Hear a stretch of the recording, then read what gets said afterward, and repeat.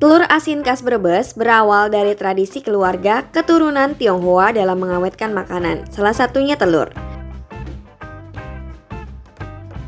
Hai kids, siapa yang pernah makan telur asin yang rasanya gurih? Telur asin merupakan telur yang diawetkan dengan metode pengasinan agar lebih tahan lama. Telur asin memiliki tekstur sedikit kasar dan masir. Sajian ini sudah lama menjadi bagian dari kuliner Indonesia. Bagaimana sejarah telur asin? Yuk kita cari tahu. Awal mula telur asin.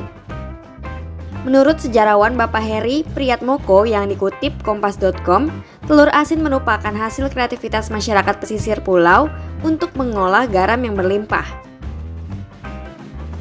Karena banyaknya usaha tambak garam, warga di pesisir berkreasi memunculkan variasi makanan dengan menggunakan telur dan garam.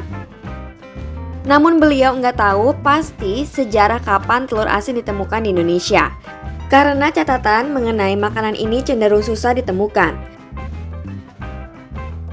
Hal ini karena telur asin biasa ditemukan di pasar-pasar tradisional, bukan Rijstafel atau pesta makanan besar di Jawa sebelum abad 20 yang dihadiri oleh kalangan elit, bangsawan, dan pemerintah kolonial.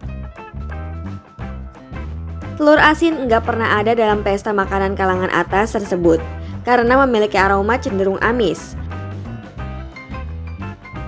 Aroma ini nggak disukai oleh kalangan elit, bangsawan, dan pemerintah kolonial Belanda. Oleh-oleh khas Brebes, Jawa Tengah.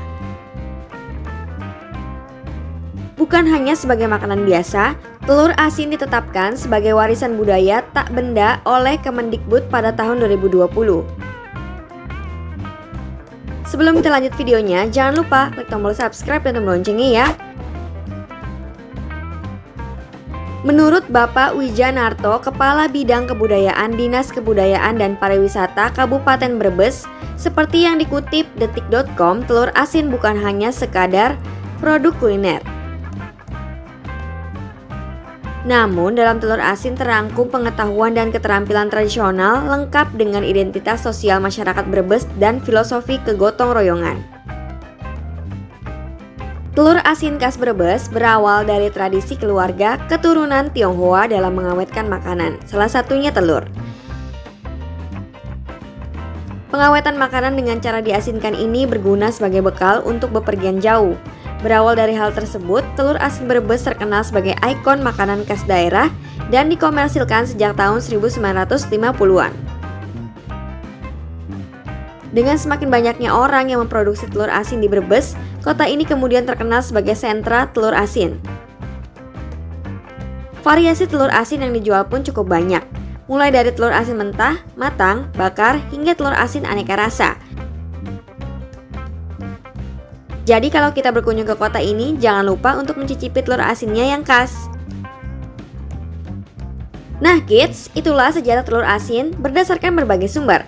Ternyata telur asin punya sejarah yang panjang ya. Sampai di sini dulu ya videonya.